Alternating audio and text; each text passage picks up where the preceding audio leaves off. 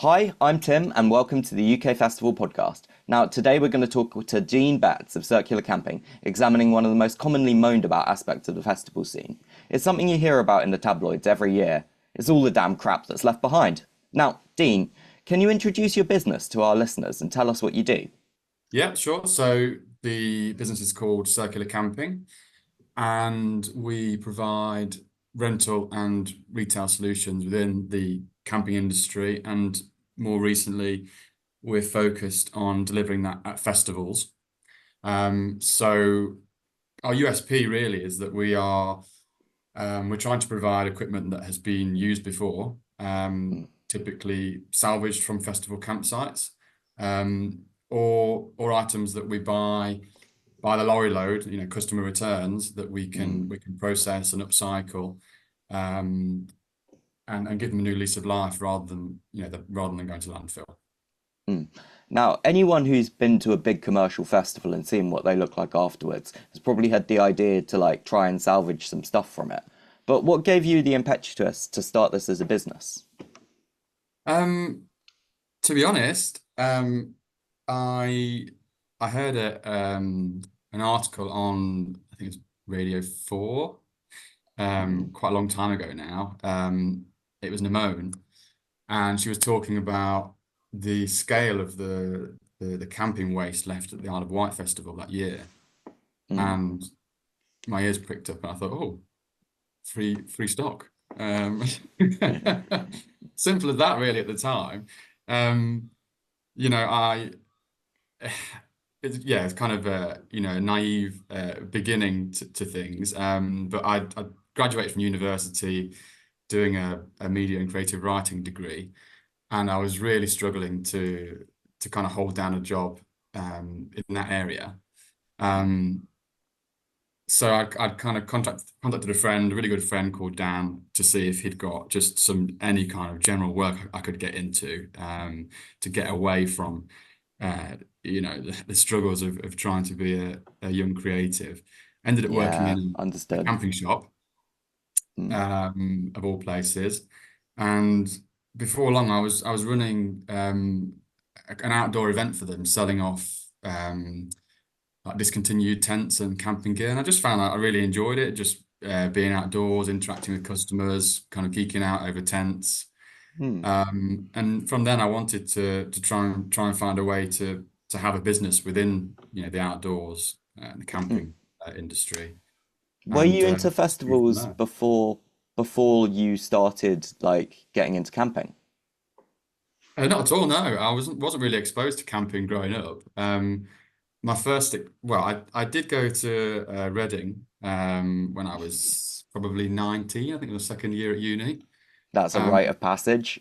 I mean, yeah, it was a huge shock to the system going to Reading, and Mm, actually, excuse me, um, kind of looking back now, I went through all of the pains that I see our customers going through today. The problems I'm trying to address mm, with our service.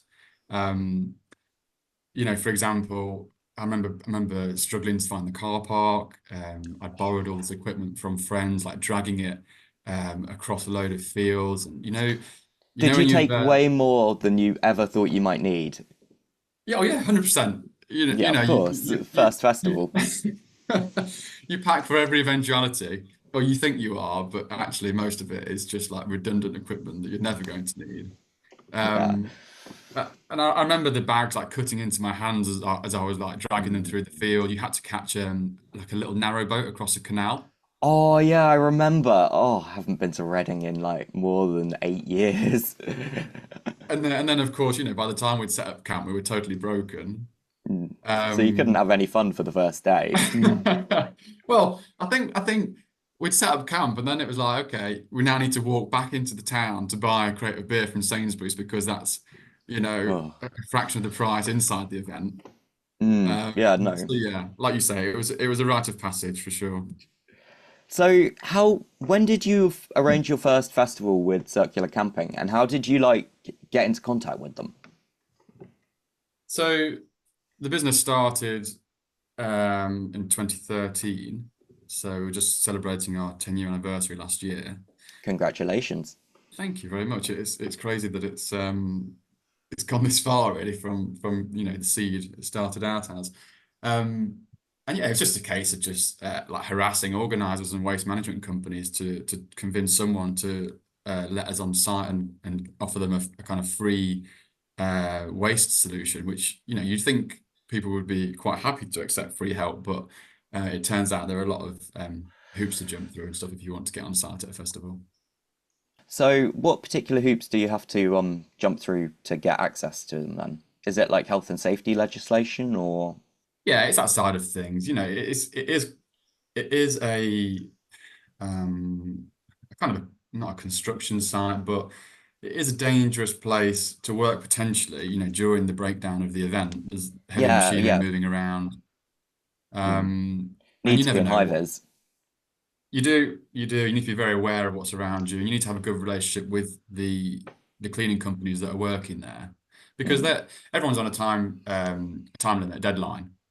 Um, Particularly at certain sites where the contract requires the festival to be completely cleaned up within a few days.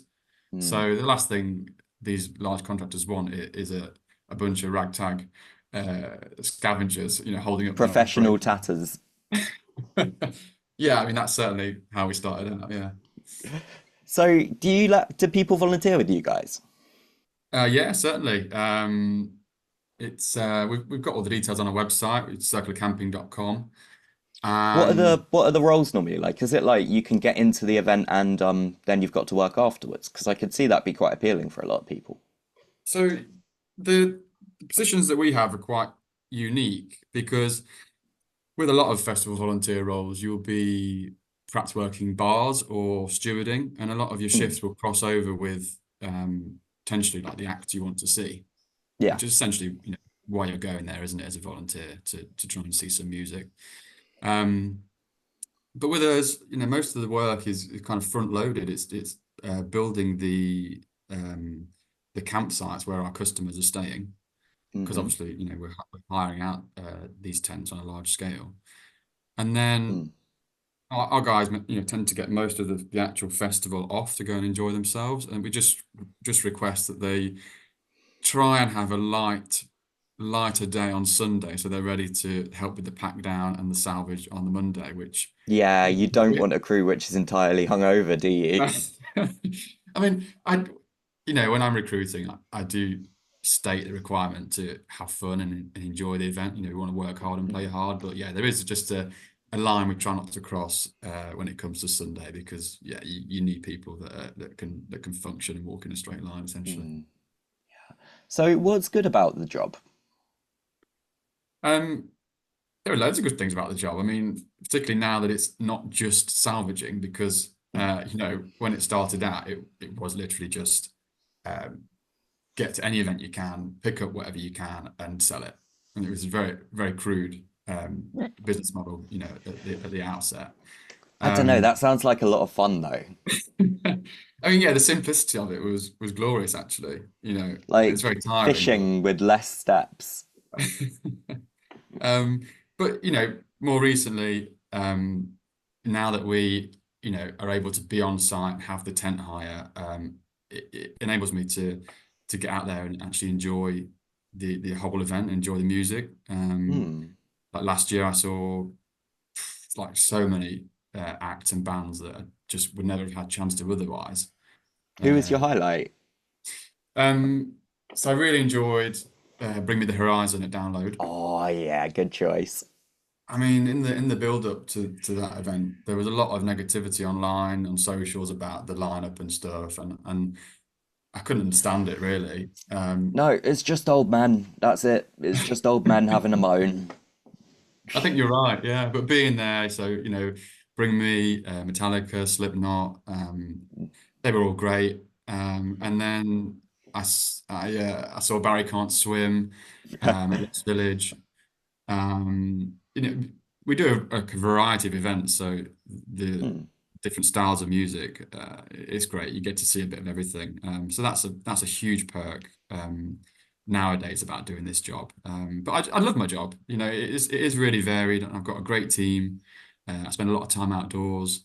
Um, so yeah, there's not much to complain about really. It's good fun.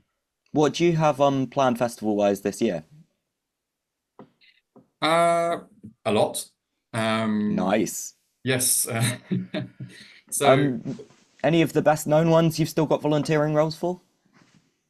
yeah, sure. I mean, we're open for volunteers for all of our events. Oh, nice. In the next few weeks, I'll be kind of whittling down the pool of people to those most suited Hmm. to the roles. But yeah, anyone can get in touch and give us their details, and we'll get back to them and kind of work through that process with them. But the first event coming up is Bearded Theory in Bearded May. Theory is brilliant, isn't it? I'd say it's our first year there. Oh. I know the site really well. It's at Catton Hall in Derbyshire, and we have Mm-hmm.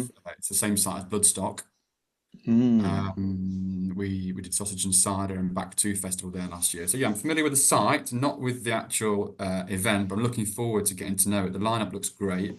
And yeah, we're doing tent hire there, and we're doing the salvage, and to kind of celebrate our first year there, we're upgrading every tent hire order for free to a larger Oh, tent. nice.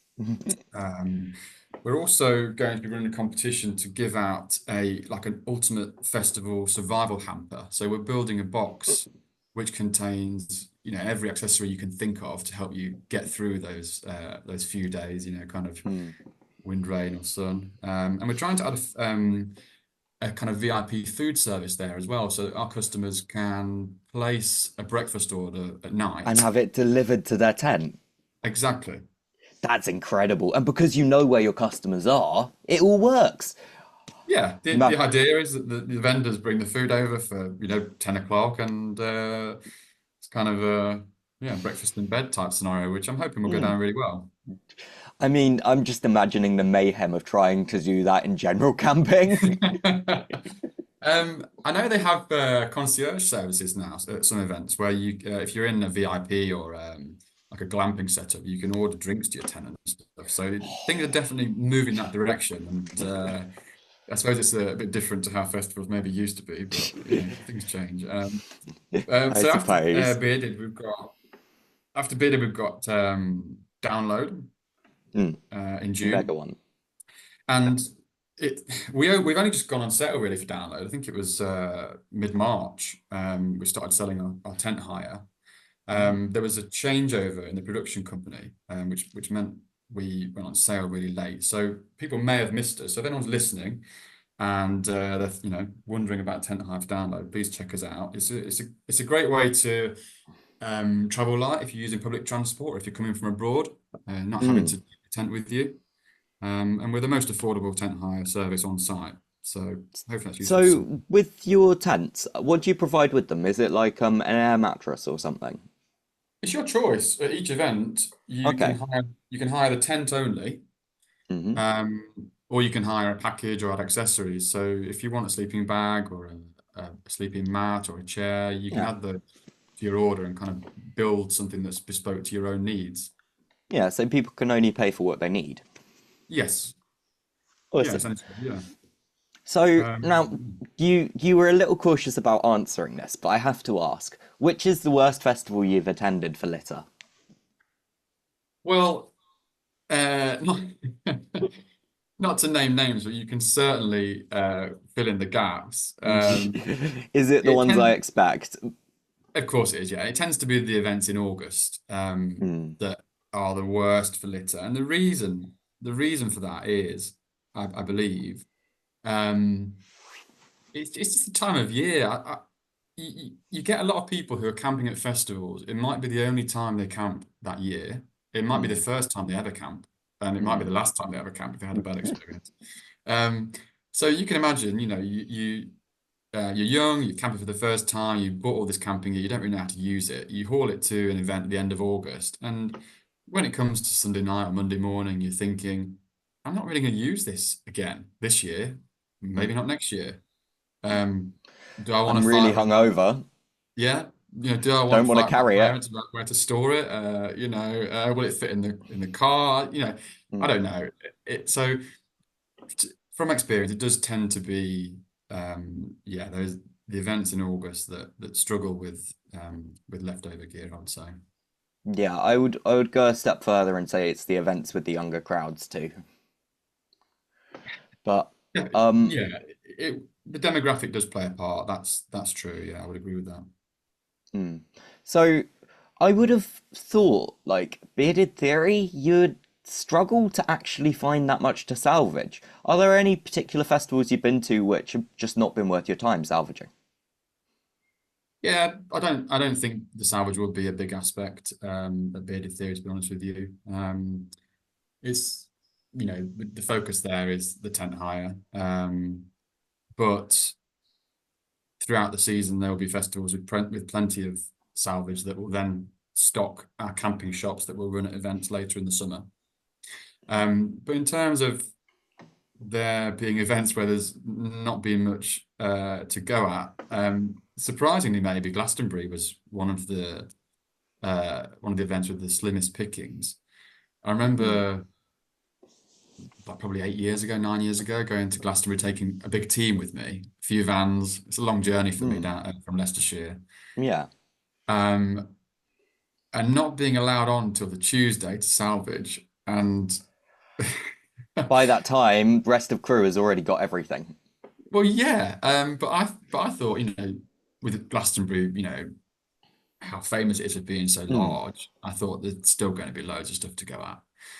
And we were shown to a campsite, and I just said to the supervisor, like, "Are you serious? Like, is this what I'm actually meant to work on?" Because it was just almost like just green grass. There was nothing there, and obviously you've had all that expense of taking the crew down with you and stuff. Um, mm, but I went back in years afterwards doing a bit of tent hmm. hire there, and I understood then how Glastonbury works, and it's similar to Boomtown in that part of the world. There's a culture there of tatting, so you Yep. get a lot of the traders and the crew, and the events themselves will organise large groups of people to go around and sweep the campsites and try to salvage everything themselves. You know, Um, last year at Boomtown, they actually tried to stop us tatting. oh, really? Yeah, the security. They didn't try very hard, but they made a slight effort of saying, "Stop doing that. It's theft." And I was like, "Who am I stealing from?" And And they when you couldn't say answer the us, question. when you say us, were you a trader or performer? What were you doing there? Former in the emotional baggage removal company. I was sending people through a brightly pink painted dog agility tube as a rebirthing tunnel. Yeah, That's reborn, that reborn, that reborn. that does sound like Boomtown, yeah. Yep. I've been to Boomtown a couple of times, salvaging, and yeah, at those times again, I was kind of shocked at how little there was to go at because there is that culture of people that work there getting out and tatting, which is great for the event, I would say. I suppose the issue is the blurred line between you you Tatting really and shouldn't touch stealing. any you shouldn't touch anything until the campsite's officially closed because people come Yeah. back and they might have gone to the car, come back for their tent, whatever it might be. Mm.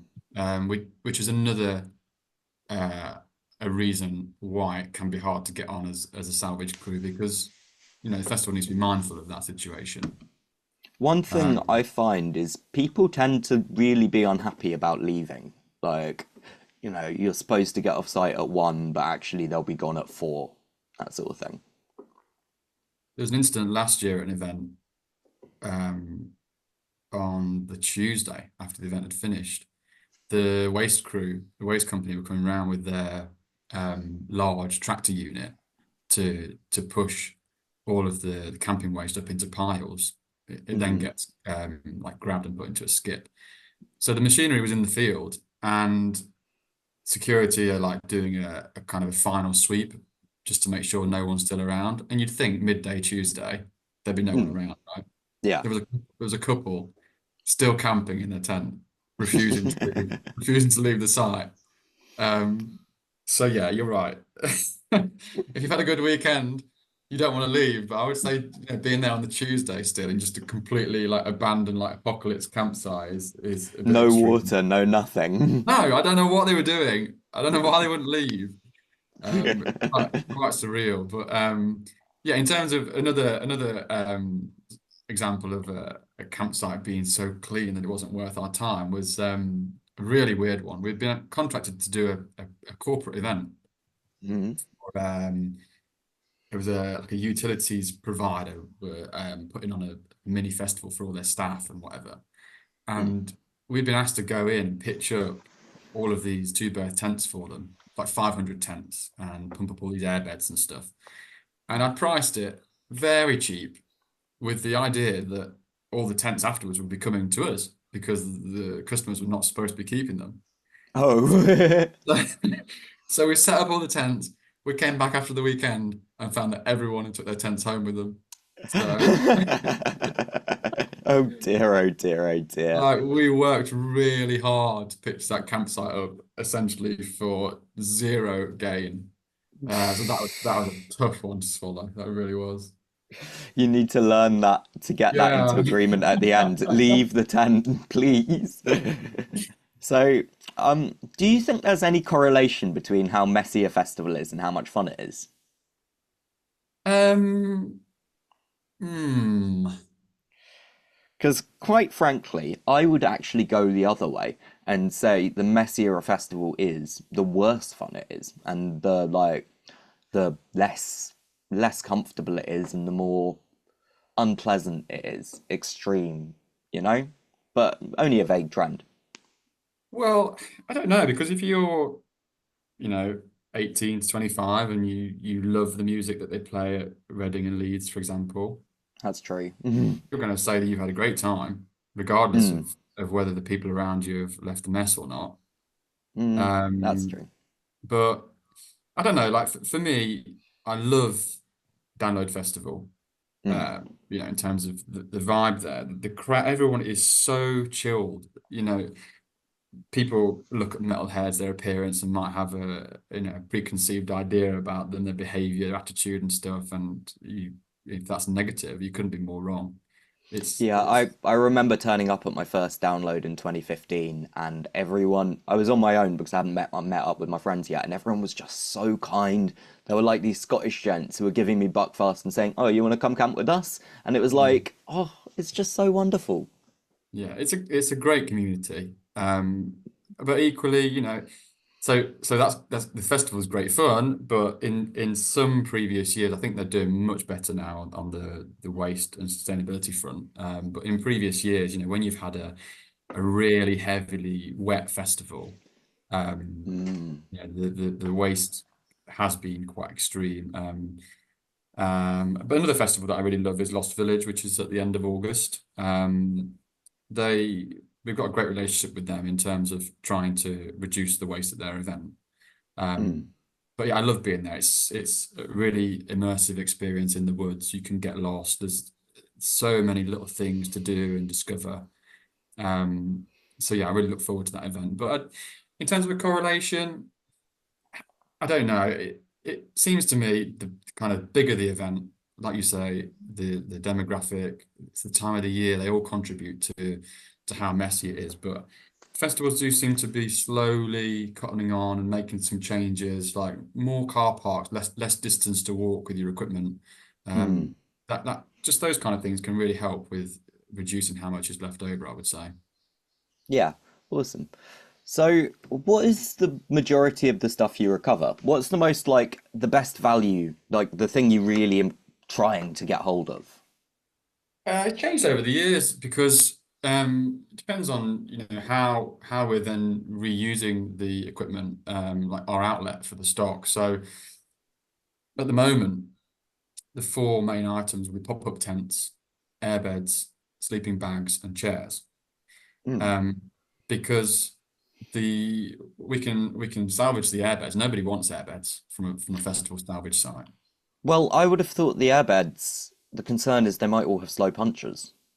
Yes, you're completely right. So, what we do is we take them all in whatever condition we find them in, Hmm. and then when we sell them at an event later in the year, we inflate them all at the event, Hmm. and then we leave them to see if they stay up or go down. And that way, we're able to test them, we're able to sell them, and provide customers with an airbed that's fully inflated, so they don't need to buy a pump or anything.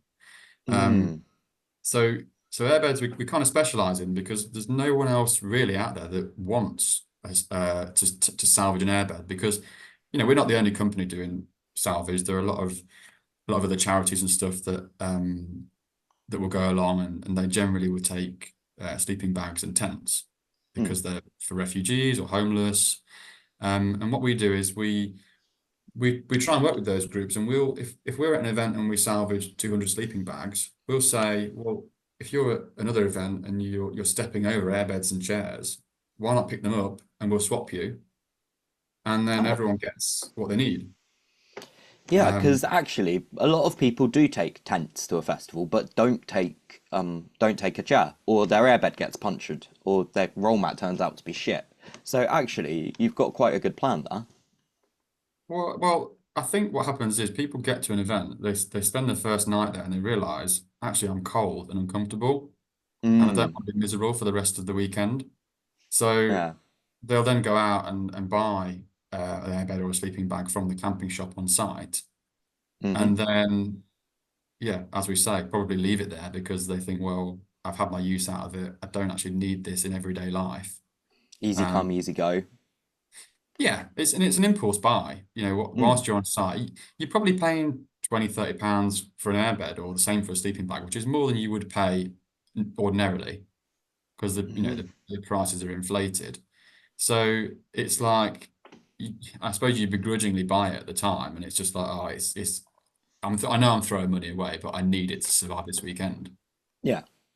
I mean, it's quite a good business that you've got there because you've got almost a captured market. What as a camping shop? Yeah, as a camping shop at a festival, because often there's only one or two, and like you've got very little competition. Or Yeah, rather, your competition is a drive and a walk away, and people just don't want to do it. no, that's not very attractive, is it? Especially if Yeah. you've 3 miles to your tent from the car park or whatever. Oh, yeah. Um, yeah, you're right. It is a captive audience, and I think that festival suppliers need to try to do a bit better in terms of Mm, offering items which perhaps of better quality and higher price, which can be reused or people are more encouraged to take home again. Um, yeah, because a and lot of the stuff that is abandoned on festival sites is really low end, like really low end. it is, Like, yeah, and I suppose in response to the kind of previous question, what's the majority of stuff we recover? To be honest with you, the majority of the stuff is is stuff that's been sold to the customers on site. So really? Hmm. I think so That because surprises me. like I say, you've arrived, you've realized you're missing something, so you go out and you buy it, and you're buying something overpriced, low quality, and it's something that you hadn't carried to the festival. So now you're thinking, well, I can't also carry that because I'm already overloaded. So then we'll commonly, we know we see what's being sold in the shops on site, and then if it's a particular style of a pop-up tent, for example, for 30 quid, we'll then see 100 of those tents in the campsites afterwards. Hmm. And that's where we're trying to do things a bit differently because we'll when we run a camping shop, we'll sell products that we know we can then salvage and then resell because they're of a good enough quality. So if we've got a camping shop at your event and people buy things from us but then leave it, well, we're going to go around again and pick it up afterwards and reuse it again. Whereas if you've got another camping shop that are selling like really low quality items, we're not going to take those away because they're not useful to us or anybody else. So I think Hmm. perhaps festivals could do better by thinking more carefully about the kind of items they're selling to their customers once they're inside the event. Mm, too right. They're just selling essentially land waste a lot of the time. Like stuff Yeah, that's and going to go straight into the landfill. I wonder if the event actually is running at a loss, in that particular area because of that. Because so if you're running a camping shop, you're probably paying Mm, the event a commission or a pitch fee. So the event mm, gets some money out of you. But then the event is paying for a waste company to then clear up all of that crap which is being sold at the event. So I wonder if they eventually make money or if they kind of break even or lose money just based on the amount of waste they're generating. You know? mm. Yeah. No, I do actually think about that. That makes sense actually. especially with the messier festivals. Yeah. So is there anything you find a lot of which would surprise people? Yeah, well, I'm not sure if it'll surprise you, but find a lot of duvets and pillows. Mm. Um, And again, they're not so great for camping actually, like duvets compared to sleeping bags normally. well, I think if you're cold on site and you see a duvet, it reminds you of home, and you think, well, that'd be cozy, you know. Mm. Maybe you're not used to using a sleeping bag. Maybe you bought a sleeping bag with you, and but you've bought a really cheap one, and it's just not Yeah. doing the job. So the idea of like cuddling up in a duvet could be quite attractive, but they can't be reused really. You know, I know a lot of charities that um, they'll distribute duvets and stuff to refugees and whatever, and abroad. But Mm. there'll be blankets and stuff that are coming from hospitals that have been washed, Mm. so they're in a better condition than a muddy duvet at a festival. So no one really wants them. So again, you know, they're being sold at an event.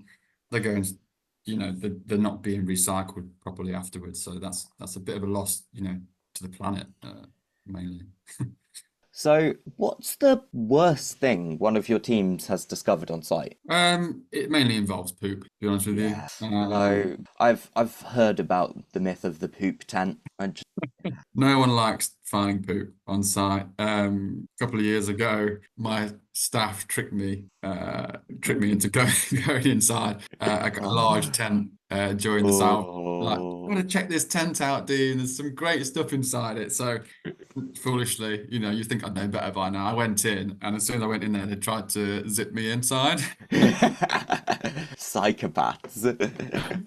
Luckily, the zip jammed, I was able to escape. But like my first poop story was the very first salvage I did. It was at V Fest South. We were working with New Clean Waste Management Company, who were really accommodating. They gave us our first shot. Hmm. Good to them. I'd taken a gang of friends and family down with me, as was the case in those days. I'm obviously very grateful for all their help, you know, setting up. But I'd found a grey and orange dome tent, which I think were being sold by like Halfords and Lidl at the time. They were everywhere. There were so many of these tents. So I got the tent, I emptied it out, tested the zips, taken the poles out, folded it all down, rolled it up, and then looked for the Oh. bag. And the bag's just next to Oh. it, thinking, great, it's brilliant. Okay, it's going to go in the bag. I'm going to sell this tent. This business is going to be a success. Unzip the bag, and there's just a poop just sitting there in the tent bag. Oh, it was a rude awakening to life salvaging stuff, to Mm. be honest with you. So Like even yeah. doing it for fun, I've had a few encounters. Like it's surprising how many people just don't want to use the festival toilets and are more than happy to sacrifice a tent to not. Well, you know why, right? The toilets on Monday morning are not nice. No, it's true. On Monday morning, they're particularly awful, aren't they? Like, Yeah, we're lucky. Like when we work at Download, we're in based inside the eco camp, so we have these amazing compost toilets, mm. and they're just so much nicer than water. And then Yeah, generally at other compost. areas as well, we have like private toilets and showers for our customers, so we're a little bit luckier these days. In my experience, composting loos are always better than portaloos. I don't know why, but the portaloos just have this like sense of you're about to spin out on a bad trip. I don't. Maybe that's more me than the portaloos, but yeah, yeah. So there's that. So what's the best stuff you found on site? Is there anything that you don't like? You don't expect to find that's really, really good? So we had someone last year at Download that found two massive dildos. Oh, nice. Like two matching 2 foot long meat swords. So got some great photos of him like wanging those around. And the best part was that we put the photos online a few weeks later, and some people claimed them. So that was fun. That was fun. But Mm. you know, we find all sorts, and we're there looking for camping gear. But obviously, along the way, you do find. You're not gonna turn down finding a can of beer or something, are you? No way, no. I mean, I would have. you know, I try and say to my guys, can we just prioritize airbeds and whatever we actually need, first of all, you know, but everyone likes to have an hour at the end of the day just to pick up a few cans or something. It's a little bit hard, really. Do you ever have anyone with a wheelbarrow full? Yeah, well, what you tend to see is the tatters that will climb over the fence or whatever, and they'll grab a Mm. wheelie bin or whatever they can find, and they're just dragging around just huge quantities of beer. I feel so sorry for them when security find them and kick them off site, and they leave their container full of beer there, and we just pick through whatever we want, you know? So you need But the ins with the crews to get at the beer, really. yeah, I mean the other thing is the waste companies will employ like a lot of agency staff to come in and do the fine litter pick, and again for them, getting a few cans of beer is a nice reward for their hard work. But I remember working tea in the park once, Mm. back in the day before it obviously shut up shop, and getting into a confrontation with one of the cleaning crew there because they were incensed. They were convinced that we were just taking all the beer. I had a very angry Scotsman in my face shouting at me, So we had to appease them, gave them a load of like cans of Corona, made it all good in the end. But yeah.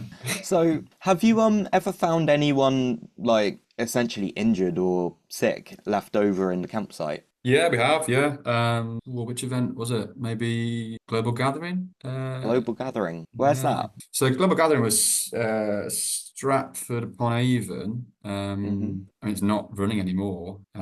Probably that might be No. the reason why. It was pretty notorious for people having a really good time there. But yeah, sadly that closed down probably 5, 6, 7 years ago now. Mm. But yeah, we found a few people passed out in tents. We've got a lot of guys with first aid qualifications, so it's just a matter of popping them in the recovery position and getting the right people to come in Yeah. and take over, really.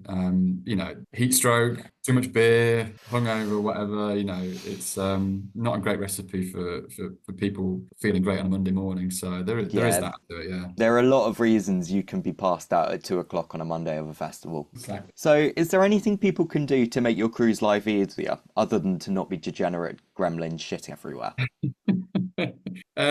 I don't think the certain things are not going to change. So people are going to leave stuff behind. That's just the nature of kind of Mm. being shoved in a festival for a few days and having to survive and everything that goes with that. A lot of the kind of environmental factors for people remain the same. The long walk from the car, the weather, the Mm. cheap gear they're using. So I think the impetus has to come from the event itself. Mm. And that's where we're trying to provide a solution for events, a kind of a wraparound solution. So it's not just the salvage, it's not just the camping shop selling sustainable gear, it's not just the tent hire. 'Cause, everyone that hires a tent with us, it's one less potential abandoned tent. Because So it's you're not trying. going to abandon any of them, are you? No, we're gonna take away more than we put into the event, Mm. generally. So it's about, that's the solution we're trying to offer to events, and we obviously really want to work with festivals that have got a similar vision and want to properly prioritize sustainability of their events. So one thing I find is quite often a lot of camping gear break. Do you find that you've got quite a large like failure rate on the stuff that you're hiring out? No, not at all. I mean, Oh, so because you go for the good stuff, you can ensure. I think it's a case of, pitching it and using it properly when it comes to tents. I mean, a lot of tents Mm. out there, they're not the highest spec, like in terms of the waterproofing or the design or whatever. But as long as you actually construct it properly and use it as it's supposed to be used, they're generally pretty hard wearing. And we've got all the spares. We've got an amazing team of staff that are really good at repairing things now. To So be yeah, fair, it's not tents that I find die so much as camping chairs. Camping chairs just seem to have a lifespan of like 3 festivals, no matter what camping chair they are. well, I mean, you can buy a wholesale camping chair for about £4, and the material they're made from, the metal, the screws and stuff, they're not built to last at all. But quite often with those camping chairs, we can just replace one nut or, like a bolt or a screw, and it's good to go again. It's a 2-minute job. So we've Yeah. got those processes in place where we can keep stuff in the loop. But yeah, for the average camper, when your material's a bit ripped or whatever on your camping chair, it's Mm. the idea of fixing it's not too attractive, I guess. No, not everyone carries tape with them. Yeah. So, do you Do you bother with like portable chargers, or are they just too dangerous? To salvage them, you mean? Yeah, to salvage them. We very rarely come across them. That's one of those things you can easily slip in your pocket or something if you're leaving the event. I mean, Hmm, that, that's strange. that I've come across quite a lot of them. well, Like, maybe it's the traders and the crew who get to them all before I do. Then I don't know. yeah, that could be it then. That could be it. They could be high value goods that just get gone straight away. We find a few, and actually at an event last year, we were running a shop. We did run a kind of phone charging service where we Hmm, had the power banks that we'd found, and we were renting them out for the event. Yeah, I yeah. think people like have a lot of potential concerns about what's left over, what have you Hmm, found at a festival, but it's just normal people taking normal things to an event. There's not yeah. people aren't generally leaving stuff behind to be kind of mischievous or cause anyone any other harm or anything like that. It's just normal people doing normal things. That's true. Yeah. I mean, I've never left anything behind at a festival for the intent purpose of mucking with the cleanup crew. I don't know No. anyone who has. I might start to now, though. Don't do that. Oh, you'll enjoy it when you find it. Steer clear of the events you're working at. I'll send you the list. Anyway, do you have any closing thoughts or final things to promote? Yeah, I do. It's my first kind of podcast talking about my business, and it's been a Mm, crazy journey over all these years. Obviously, it's caused me to reflect, given me time to kind of revisit a lot of memories and the journey we've been on. And yeah, I kind of reflect on the simplicity of life when I started the company. Like you mentioned it earlier, like it must have been a thrill to just be going from festival to festival, salvaging and selling stuff, and it was a beautiful time. Like I remember we would be like selling the salvaged equipment at local markets and car boots, like mm, Thursday, Friday, Saturday, Sunday, like 4 days in a row. It was pretty intense. And then, for some of them, you're getting up at like 4 in the morning to get there. mm, And then on a Monday, you're back on the site salvaging again. So we were like running on adrenaline, ambition, exhausted, but kind of loving making my own way in life.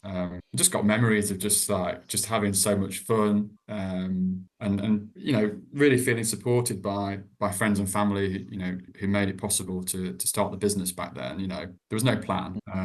So yeah, I owe all those people a thank you really. And the company now is kind of unrecognizable, compared to what it was in those days. It's been a real journey of discovery for me in terms of how important sustainability is to me and to events. I've gone vegan in the process, mm. and I love the ethos of what we do as a company. I mean, it's not definitely not a rags to riches story because festivals still don't really want to pay us properly for what we do. There's no money Um, for anyone in festivals, not even the people who are organising them. I guess Live Nation. No comment. But yeah, it'd be lovely to imagine a future where festivals kind of take a smaller cut of our commission, like in terms of commission, and perhaps reflect the value of what we do in terms of the sustainability benefit to the event. Hmm. But that remains to be seen. But yeah, Well, I want to shout out to those events really that do have a waste problem, which is most of them over like 10,000 capacity, hmm, and encourage them to reach out and form a meaningful partnership with us because I think with the right support, we can have a pretty big impact at an event. I've spoken about that kind of wraparound service we offer. hmm. So it's we want to have really strong bonds with a select few festivals rather than trying to do a little bit at lots of events. Because we're a small company at the end of the day, but we are trying to innovate. We're trying to add a pre-pitch service for access customers at download, for example. Oh, that's We've that's had a ambitious. lot. We've had a big call from access customers at various events that they're saying, well, for us, we may have mobility issues. It's hard for us to pitch up a large tent. It'd be great if Hmm, someone could do it for us. So we're trying to add that to our service. We're also keen to speak to makers and tailors, people that want to transform scrap tent fabric into new products, bags, coats, and things like that. because I Um, imagine you must have a large supply of scrap tents that are yeah, we no do. longer up to the standard. We buy customer returns by the lorry load, and you might have 20 of a particular tent which all have the same fault which you just can't repair, or Hmm, they've got no poles for them. So you end up with a lot of leftover fabric that is really usable hmm. for something. So Often very brightly coloured too. yeah, there are some great people out there already. I work with a lady from Nottingham Trent University who uses a lot of the fabric we have on a sustainable fashion module at the university. Oh, They that's make they fantastic. make some incredible things. And yeah, so we're looking for anyone that wants to reuse that. We're looking for wholesale buyers to take, the excess equipment that we have. And as I mentioned earlier, we want to work with charities to trade things like sleeping bags and tents, which they need in exchange for items they don't need, but which they're stepping over when they're doing their own salvages. So, your chairs and your airbeds, it can be a really really fruitful relationship for both sides. That's brilliant, Dean. This business has impressed me so much as like just an idea, like going from like being almost a land pirate through to like actually working to properly make festivals more sustainable. Thank you so much for talking to me. It's been quite inspiring. Thank you. It's been really fun. Thanks for having me on. Oh, no, it's been a pleasure. Anyway, hopefully we'll speak to you again soon, and I may well hit you up about volunteering an event with you because it sounds like quite a good deal. Be happy to have All you. right. Thanks very much. All right, cheers. Cheers, Dean. Bye. Thanks. Bye.